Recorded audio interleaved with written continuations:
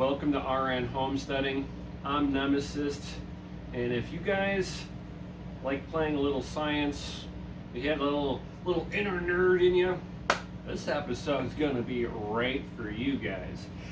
So what I got in front of me is going to be a bit of a kind of like a science experiment coming together, right? I've never done this before. I've done something similar to it, and let me explain what I'm doing here. It is I'm going to make some soap, but I'm going to make liquid soap. And what's really good about liquid soap, I mean, other than of course you can wash things in it, right? But a lot of people don't realize, if you've ever heard of, in gardening, use a wetting agent of some sort. What is a wetting agent, right? A wetting agent is basically, for big words out there, it's a surfactant. And what a surfactant does is it takes the water's ability to make like a bead, like a droplet of water, and it breaks the surface tension of the water and does not allow it to form like little rain droplets or beads of water anywhere. Kind of makes it to where it just kind of spreads out. And when you're watering your garden and you're using a wetting agent, it also helps your soil absorb that water too, especially if it's been dry for a while, right? Or you had it in pots in the house and you let the dry back go too far. Whether you forgot to water it for a few days and you're like, oh no, well, this will actually help you. And what you're going to need to make this really good. Now, this is actually this is called JADAM wetting agent, and it's part of like Korean natural farming. So just kind of things that you can do that's more organic, more in line with nature is what I'm trying to do. And in order to really do this, in order to make a soap, right, you're going to need some kind of lye. You're going to need some kind of an oil, and some water. So you can use a wide variety of things that have an oil in them. Some things will work better than others. The JADAM method, they use canola oil, or what it's really known as rapeseed oil. And that stuff is absolutely horrible for you. I don't believe in using rapeseed oil in any way, shape, or form. Just because of how bad it is to the human body. So I don't want it being absorbed into the food and me having like secondary pickups off of it through the vegetables that I'm eating. So I want to use something that's a little bit more healthier for the body to be able to absorb in some form or another, right? And what I'm picking out for today, I have it over here too. I have one other thing. I forgot to grab this. I left it over there. Sorry. But what I'm going to be doing, or what you're going to watch me do today, is I'm going to do this with olive oil, organic olive oil. We need the oil. We need the fat content from this. So I have enough oil to do this. And then the wife was like, Rianne was like, what about vegetable oil? And I'm like, well, we could try that too. So I'm not going to show you making two batches. I'm just going to show you guys making the one batch. This way you have an understanding of how to do this process, and knowing that you can substitute the oil portion of this for other products. So that covers that. So we're going to be doing, we have organic extra virgin olive oil here. I have caustic potash. This is some of the cleaning agent that you're going to need, and it helps just kind of heat the whole process up without having to put it over the fire.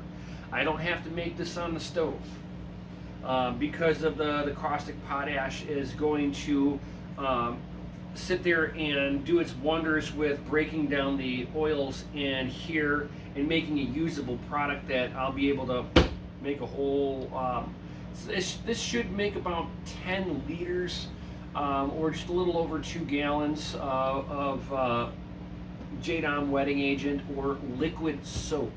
It's basically what this is. Once I'm done with this, you don't have to use this just as a surfactant to water in extremely dry dirt.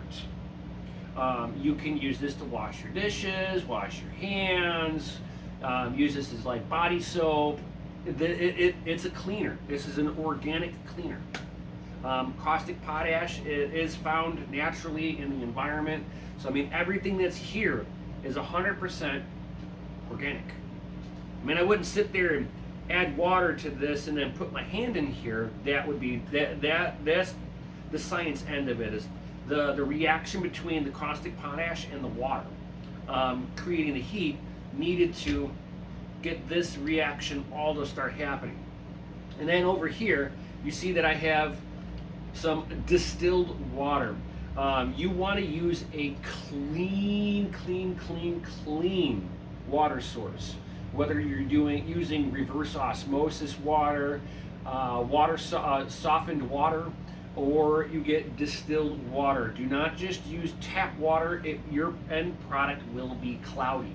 We want a clean. The cleaner the product, the clearer the end solution will be. And I mean, it'll have a little bit of the yellowing from the olive oil look to it, but the more clear you get the fluid, the better the soap capabilities will be. And so for today, what we're going to do is I'm going to put the water into this bucket here. We're going to put this into here, and I'm going to put the lid back on. We're going to swish it until the caustic potash is fully dissolved. So I have 320 grams or 0.32 kilograms of caustic potash. I have 1 cup of water. This is all that is needed for this aspect of it, for the water and caustic potash ratio.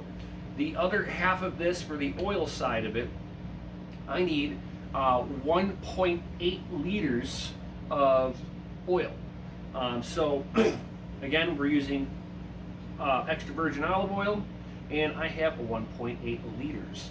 So, and then with the bucket here, this is a food grade bucket, and we want to make sure that it is thick, because this is going to get warm, guys. We want to make sure, and it's like, if you're ever in worry about anything on here, you can always put this into another bucket, but make sure that this is as thick of a bucket as you can find. This is like, I think 90 or 100 ml thickness on the bucket. Should be just fine. Again, this is a food grade bucket. It even comes with a rubber seal on there if I ever wanted to, use it that way.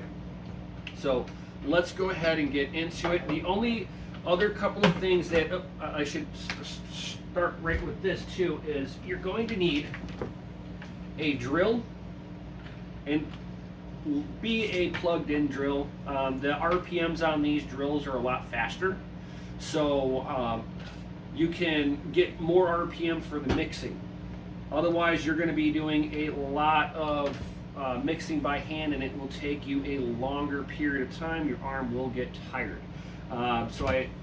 With the drill, it takes about 10 minutes of drilling, mixing it up, and it should look like a really thin mayonnaise, thin mayonnaise, and that's when you know you're about at the right point, and then you let it sit for 3 days.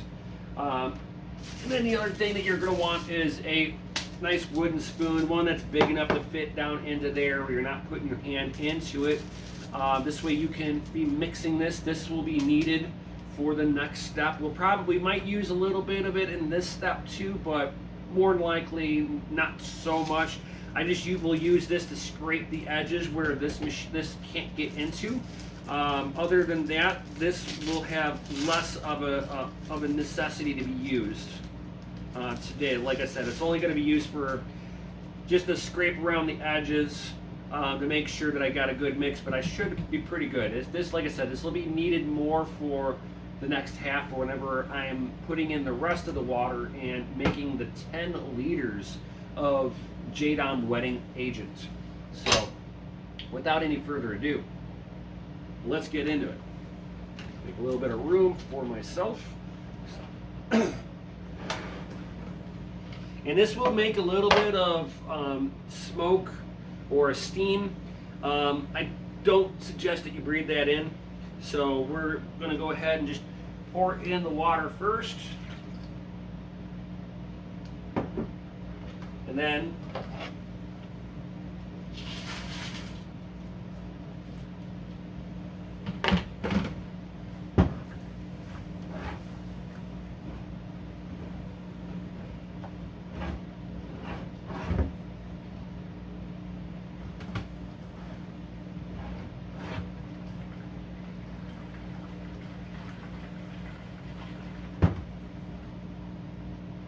and it's all dissolved now, which is what I want. Woo.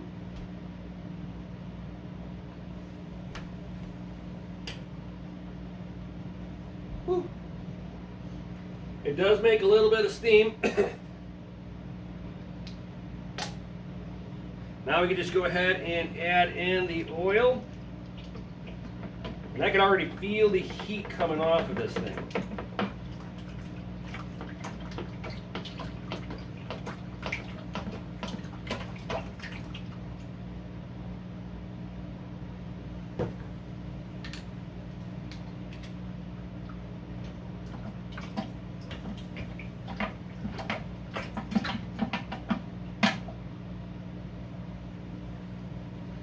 And from this point, I'm going to go ahead and time lapse it for you,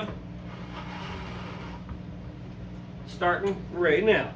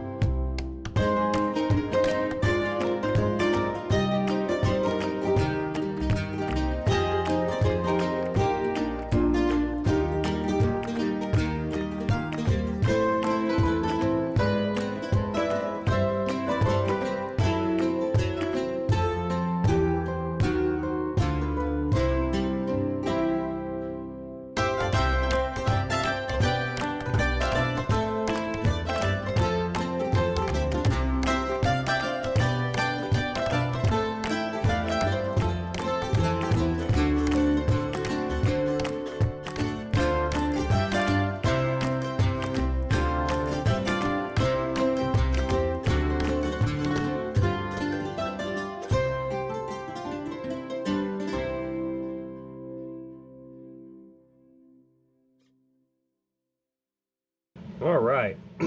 Whenever you're getting done, this is what it should look like. It's like a kind of like a runny mayonnaise. Kind of has that, like, it's thick. Definitely a lot thicker than where it started. It was really runny.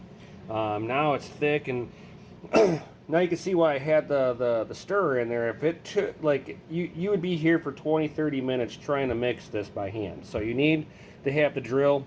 It is necessary. Just to kind of help with the process of getting it to this point.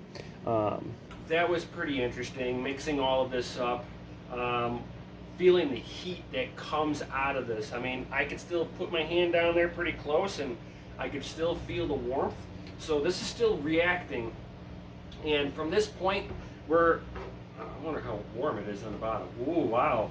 That's got some heat to it still. Even right now, it's still pretty warm. I mean, I can put my hand to it, but this is definitely like a heating pad. Definitely like that heating pad blanket type of deal. Got a piece of cat hair in there.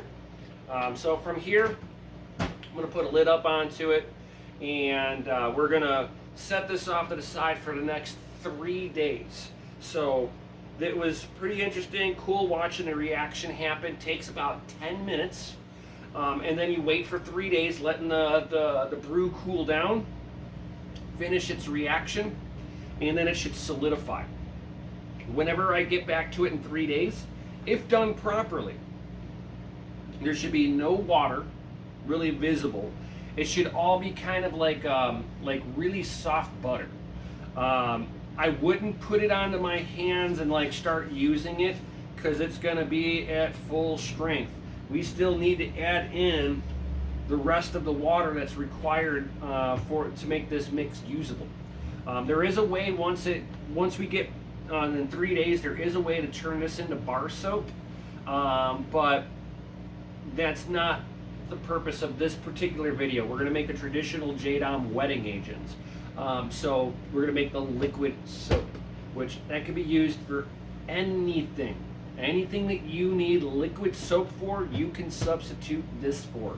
Plus, knowing that you can water your garden with it, and knowing that you're not putting in any inorganic materials into the dirt. I know. And there's other things that you can use the JADAM wetting agent for, which would be like what they call a foliar spray, where you spray the leaves of your plant with this. It's for some pest management stuff.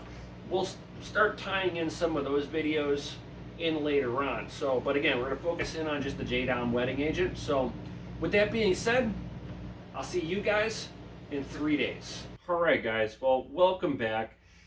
This has like been 5 days. I forgot to do this yesterday. I got busy over the weekend a little bit, and ended up not doing this finishing up this video. So here we are. So the experiment of making soap, liquid soap without any heat. Remember, if this soap is good enough for your garden, it's good enough to use on your skin, so you know that there's no toxic chemicals in there that could impact your health, from your vegetables all the way to your own skincare.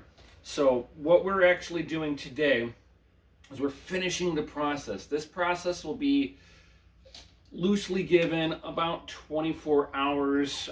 So I mean, making liquid soap without heat is not a quick process, but at least your house doesn't smell like you've been cooking soap products. So there is a small benefit of that.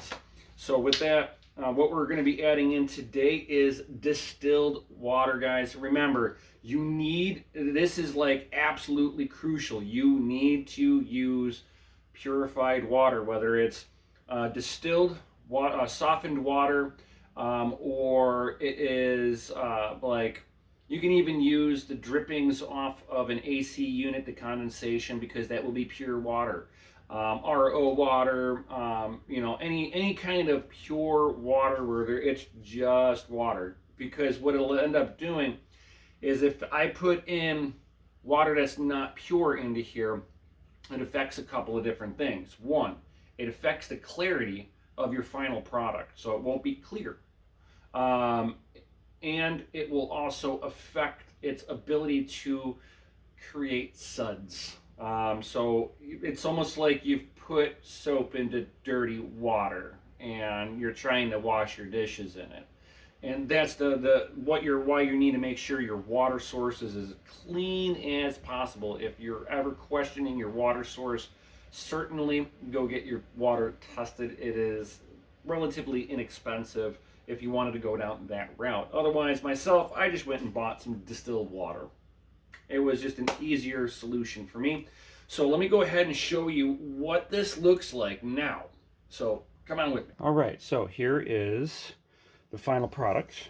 Remember, we put olive oil, water, and caustic potash in here. And what we have now is a product that I can put a dent into it. As you can see, I'm able to put a little dent into it. So, bam. See, a nice little dent. So it's not liquid anymore, but it's not completely solid. It's like soft. Now, you don't want to use this like as bar soap quite in this form. I think there's another method to be able to make this into bar soap. I think this is too potent to use as actual bar soap because it's very concentrated. I've still got to put the water in here to dilute this.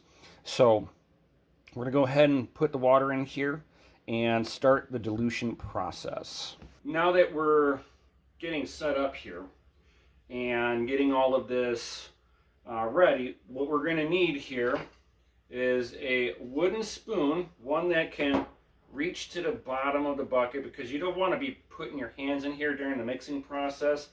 Stuff is a little on the concentrated side and you're trying to blend it with the water to start the dilution process of it. And that's the process of where it's just that the lye will start like drying out your skin and giving you like a little bit of a chemical burn. So be careful with this portion. Don't be just mixing this with your bare hands because of the concentration. Until it's diluted itself into the water, be careful. And then the other thing that you can use a drill like we did in the beginning process. But I will only utilize this in the very, very beginning because I don't want to have it be completely aerated. And I'm not going to put this on at full blast. It's just going to be to help break up the chunks a little bit in a little bit smaller chunk pieces. And then that should help speed the process up just a little bit. But I'm not going to be doing the whole process with the drill. It's mostly going to be this because like I just need to slowly get the material that I have in here to slowly melt into the water. That's basically what we're trying to do, is get it to melt into the water. So with that being said, let's go ahead and get into this. Now I'm not going to film the entire process. I'm probably going to do this in little spurts of as I'm mixing at certain stages, like maybe like show it after an hour. And then after the 1 hour marker, maybe a couple hours, I'll show it right before I go to bed. And then I'll show it when I get up in the morning. And the mixing process will be about give or take. It's not like 24 hours on the dot. It's give or take depending on the temperature of the room, on how well the material wants to melt into the water. So take it with a grain of salt, and then let's go ahead and dig in. What we got here to put in is 8 liters of water. Now these are 2 US gallons. A US gallon is 3.78 liters. So between the two, I am missing 0.42 liters, and I have that over here. All distilled water. So let's go ahead, get mixing.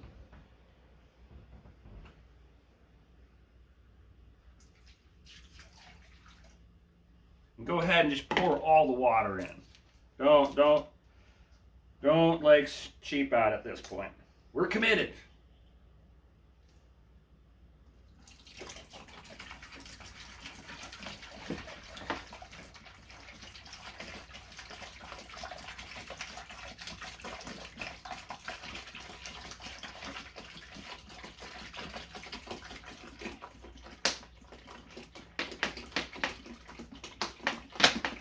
Oh, this is cool.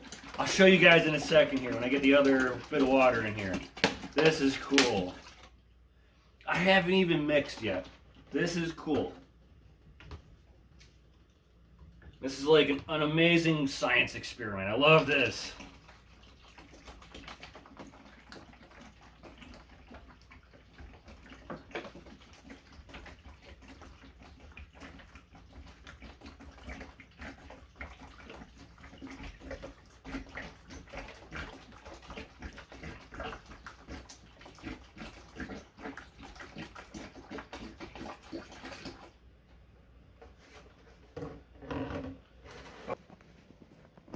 All I did was pour the water in.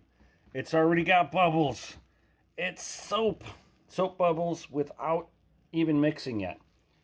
That's what we're looking for, guys. Right there. How cool is that? Seriously. So, I'm going to go ahead and I'm trying to figure out which one I want to start off with here. Let's see here. Let's go ahead and start like kind of breaking this up with the wooden spoon.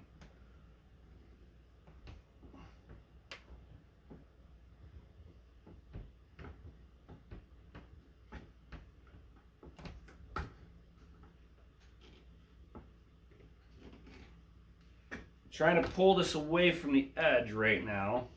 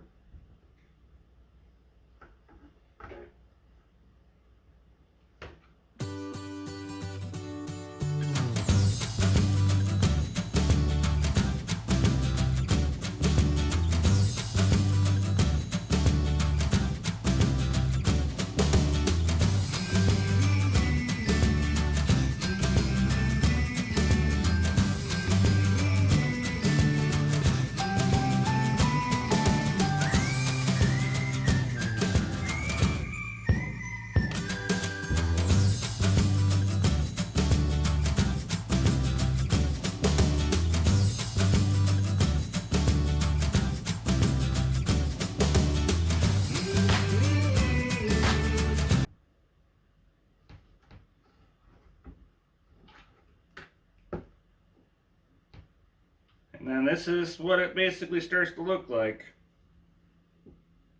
Now that I got it all off the bottom, now I can start and I've got it kind of broken up here. I'm just trying to make sure that everything is scraped off the bottom for sure. And that's basically like cakey material, but that's soap.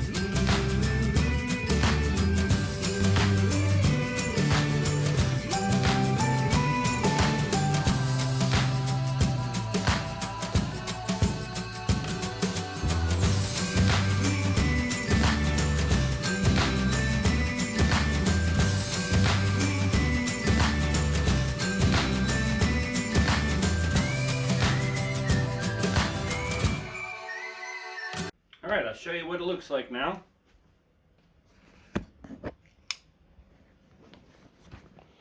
So this is what it's starting to look like.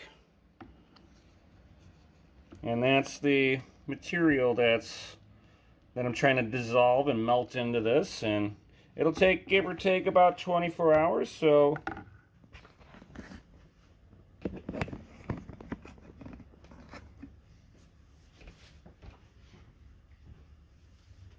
with that being said, we're gonna check in every so often and I'll show. All right, well, here we are at the first hour. Here's the JADAM liquid soap. And you can see, it's starting to get like that gel looking to it. So we're gonna sit here and just give it a little stir again, just kind of keeping everything agitated and mixed up here. So we'll check in another hour. All right, so we are now at the end of the process here with the olive oil mixture for making our soap. It is completely dissolved, guys. So come on over here, check this out. All right, so this is basically the consistency of what it is. Now it's been a couple of weeks since I'm like reopening this back up, so there's like everything is like completely dissolved, 100%. And what I'm going to end up doing for you guys here is we're going to check out another thing here. So here's the soap, everything is all made, and over here I have jars of water. I'm on well water, so this is tap water, just straight off the tap. This is with a pure water filter, and then this is distilled water. And we're going to see the differences between how well they make bubbles. You know, so how well does it does like well water, is my water soft water? Because this should have the maximum amount of bubbles in there because it's soft water, where these are probably hard water. Even with it under a filter, I bet you between these two, this one will have better bubble production. For all intents and purposes, you know, you don't have to wash your dishes in distilled water. I don't recommend it, just because cost. It's just not worth it. It just depends on what your purpose of using it for. If you're trying to use it to soil drench, you're going to notice that it'll work a little better with a distilled water or a true soft water. So if you can collect rainwater that and not have all the contaminants in there, that would be soft water. So that, you know, would be an alternative to actually doing distilled water like this. But we're gonna, for demonstration purposes, let's check it out. So, like I was saying, like, well, I'll bring each jar up to you guys, but we're gonna put like a little droplet into each one of these, and give it a good shake and see which one's really producing a lot of bubbles. Again, this is gonna be the tap water right from my well. I got a kitty that wants a little attention. There you go, kitty.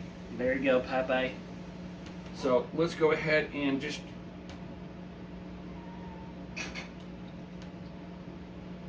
drop a little bit into here. And the thing that you're going to notice is that with the impurities, the water will be cloudy. Like this one already is cloudy, and it makes bubbles. Makes a good amount of bubbles. I got like a half-inch worth of bubbles, but here, let me check. You guys can check it out.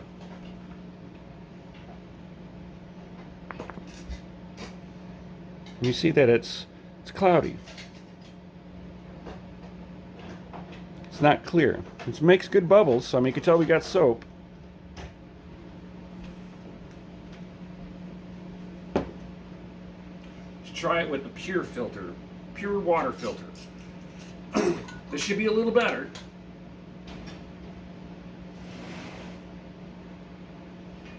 Lots of soap dripping off of that. I just need a little bit. I don't need a bunch.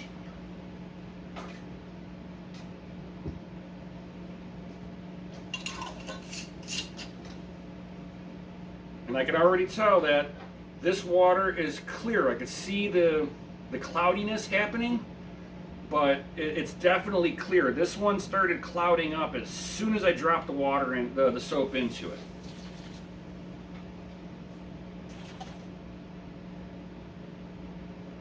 Oh, I bet you I don't have enough soap in there. I did go a little lighter on it. I was a little bit more soap into it the first time. Let's try that again.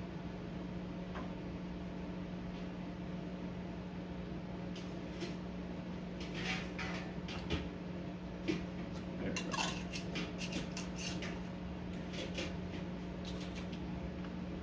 Oh, that's better. There we go.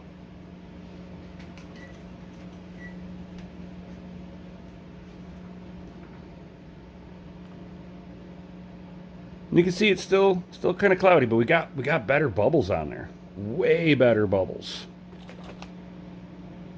So the bubble production on this is pretty good, and it's a little bit more pure, you know, more, it's not soft water, but it's got less impurities in it.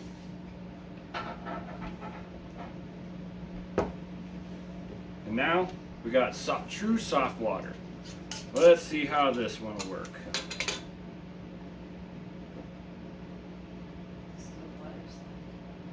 Huh? Distilled water is considered soft water? Yep. Okay,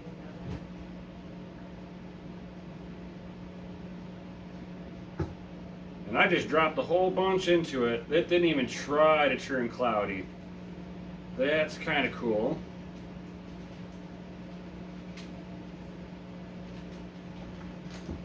Oh yeah, you could like totally tell the difference in there. There's like no impurities in this. Oh yeah. Wow. Can you tell the difference? It's bubbles all the way to the top. I did it like a little quarter shake, and look how clear this is already. I'll give it a shake again. And then just watch how quickly this just clears up. It's already turning clear. Check that out. You see that in real time. You're watching that in real time. Now these other two have been sitting here this whole time. There is a dramatic difference.